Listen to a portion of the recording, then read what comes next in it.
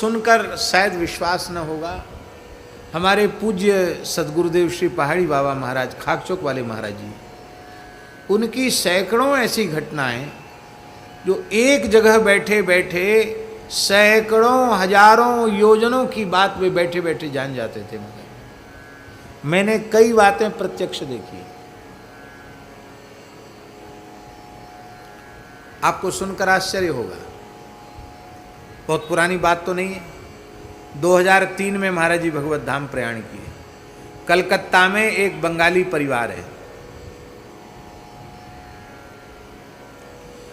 उनको महाराज जी ने कहा होगा कि तुम नई बाड़ी बनाओ, ठाकुर बाड़ी बनाओ तो हम आएंगे। और उन्होंने ठाकुर बाड़ी बना ली। अब वो प्रार्थना करने आए कि महाराज जी आप उसके उद्घाटन में पधारिए।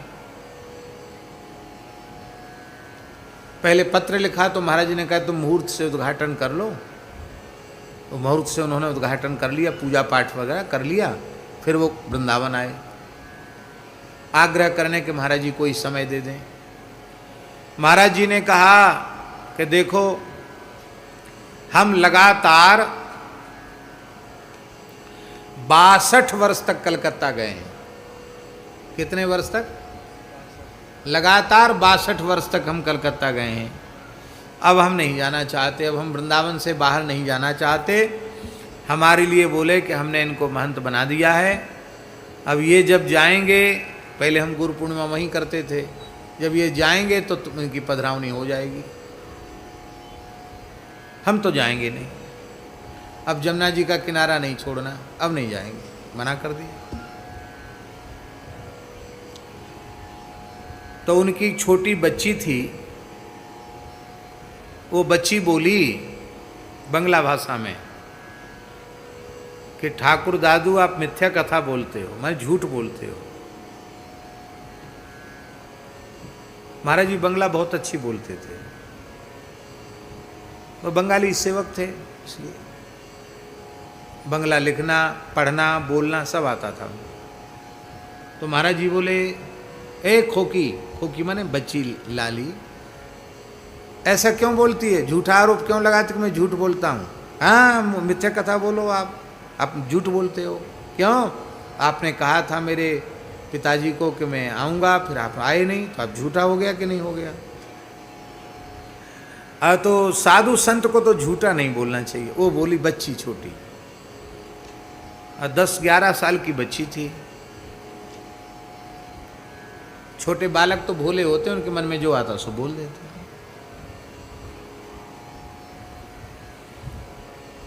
ये बात भी मेरे सामने हो रही थी। और दूसरे दिन सवेरे महाराज जी चाय पी रहे थे। हमारे केशवदास जी तो बहुत समय रहे वहाँ पुजारी के रूप में। तो लकड़ी का तो उसका नारियल का कटोरी रहती थी, उसमें चाय पीते थे। तो महाराज जी चाय पी रहे थे और वो उसका पिता और वो बेटी सामने बैठी थी।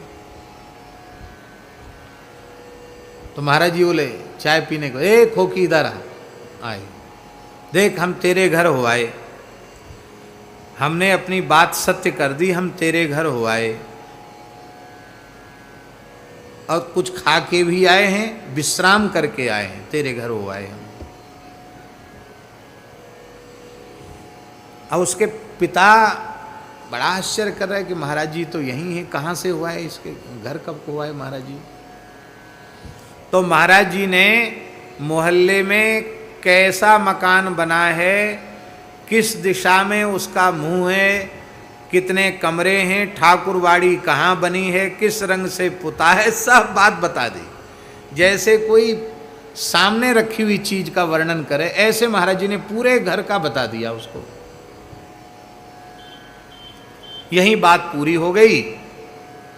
हमको ऐसा लगा कि महाराज जी ने सपने में देखा होगा इसका घर, सिद्ध पुरुष हैं तो सपना भी उनका सही होगा, ये मैंने देखा। और जब 1 महीने पीछे हम कलकत्ते गए और उस घर में जब हम गए तो माता झरझर झरझर आंसू रोने लगी। बोले हमने डायरी में तारीख और समय लिख लिया है, रात्रि को 9:30 के करीब महाराज जी 9 बजे कोठरी में गए हैं अपने, बस 9:30 के करीब महाराज जी की बात सुनाई पड़ी। राम राजा दुख भंजन सकल पूर्ण काम, गोविंद गोपाल भज नारायण भज नारायण, ऐसे बोलते रहते थे महाराज। देखिए महाराज जी आ गए, चरणों में प्रणाम किया, चरण धोए, स्वप्न नहीं प्रत्यक्ष। पूरे घर में घूमे, ठाकुर बाड़ी में गए, वहाँ नया कम्बल बिछा दिया, एक तकिया बिछा दिया, महाराज जी उस पर बैठ गए।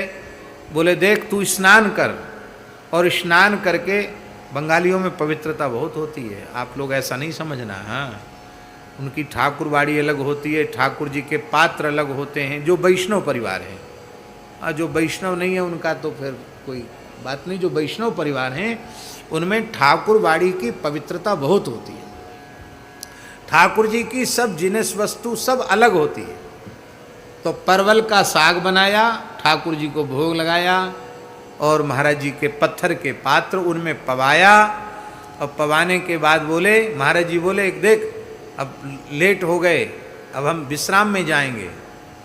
भला अब हम विश्राम में जाएं। महाराज जी वहीं लेट गए, ठाकुर जी के घर में ही लेट गए, ठाकुर बाड़ी में लेट गए, और वो भी जाके लेट गई घर में, नीचे जाके वो लेट गई।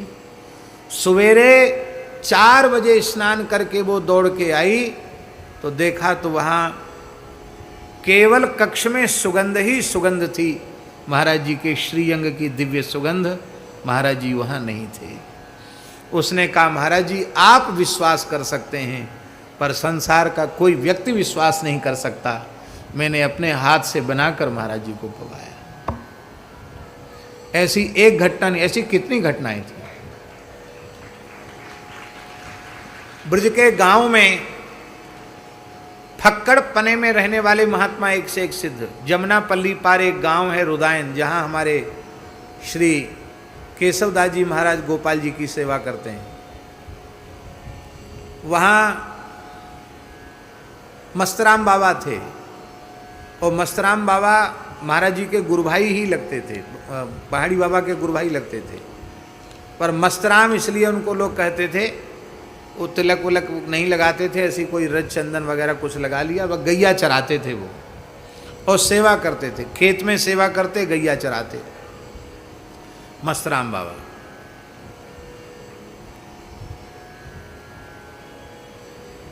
धूना पर बैठे थे, रुदायन गोपाल मंदिर की घटना है, और सर्दियों का समय था, और उनके पसीना टपकने लग गया। तो ठाकुर साहब सामने बैठे थे, एक पंडित जी थे वो बैठे थे, ये लक्ष्मी नारायण पंडित जी के पिताजी, पहले लक्ष्मी नारायण पंडित जी थे ना, उनके पिताजी या दादाजी के समय की बात, वो बैठे थे। उन्होंने कहा बाबा तेरे पसीना कैसे आए रहे हो? अरे बोले भैया कछु मत पूछो कैसे पसीना आए रहो।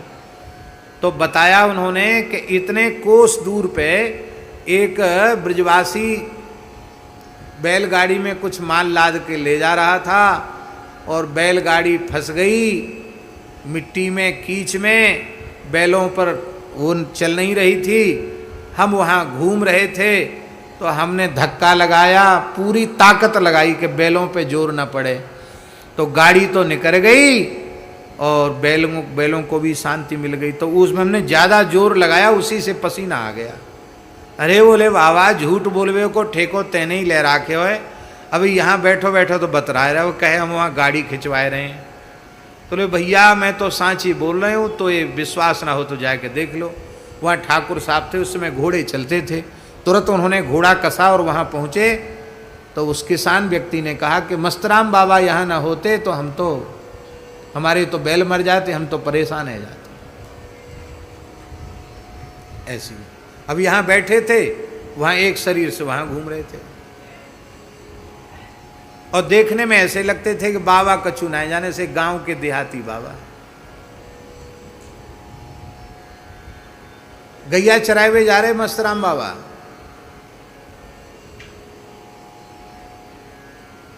गैया चराए हुए जा रहे बाबा,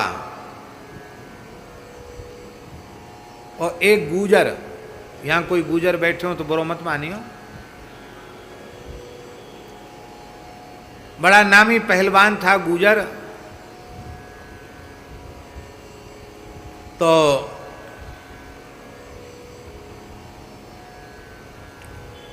पहलवान कुछ मोटी बुद्धि के भी होते हैं। और फिर गुजर कहते नीम और करेला और नीम पर क्या कहते हैं, नीम चढ़ा। तो एक तो पहलवान है गुजर,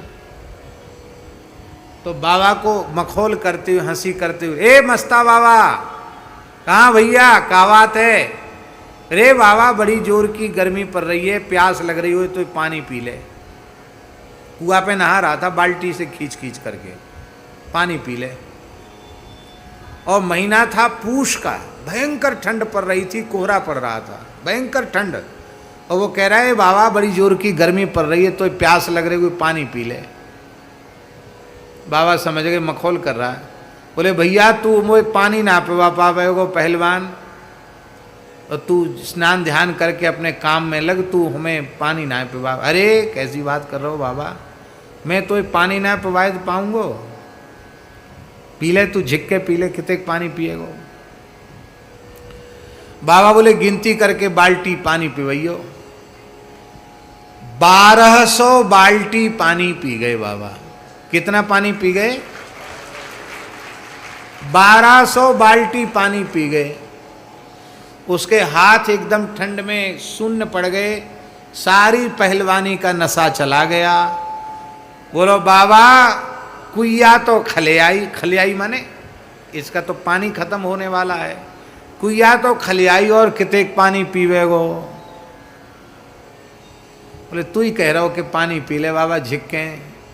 अरे कान खोल के सुन ले, हमारे पुरखा ऐसे है कि चुल्लू भर में समुद्र पी गए, अगस्त जी महाराज। इसलिए संतन से मखौल मत कर, हम समुद्र पीवे वारे हैं, कुइया में तू हमारा कहा हमारी प्यास बुझावेगो। चरणों में पड़ गया महाराज। बोले अब किसी साधु के साथ मखौल मत करना, नहीं तो समझना अभी तो तेने कर दियो फिर बुरो होएगो तेरो। अरे बाबा ऐसी मत बोले, हाँ तेरो बुरो होएगो फिर तू मखौल करेगो। ना बाबा मैं क्षमा मांगू। चरणों में प्रणाम किया।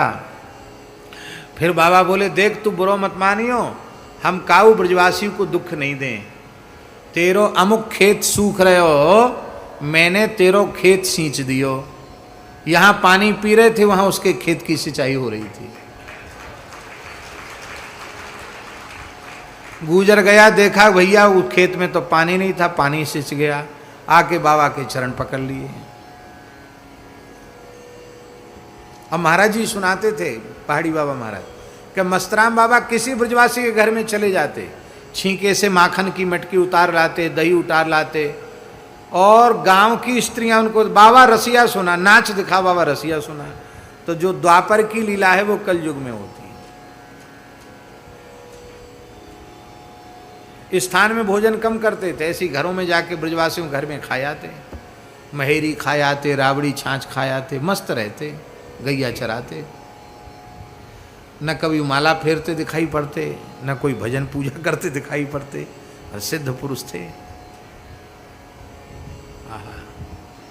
अतीन्द्रिय ज्ञान इसको कहते हैं। धर्म और सदाचार की ऐसी महिमा है।